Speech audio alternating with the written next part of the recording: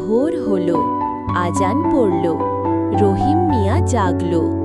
গোয়াল ঘরে শুরির ডাকে মনটা তার নাচল। দুধ দোয়ানোর প্রথা, শুরি গাই কালো বরণ, ওলান দুধে ভরা। বালতি হাতে রহিম বসে, কাজটা যে তার করা। বাটে বাটে ছন্দ, আলতো হাতে চাপ দিলেন, দুধের ধারা নামল। ছড়ছড় শব্দে বালতি ভরে, মনটা তার শান্ত হলো।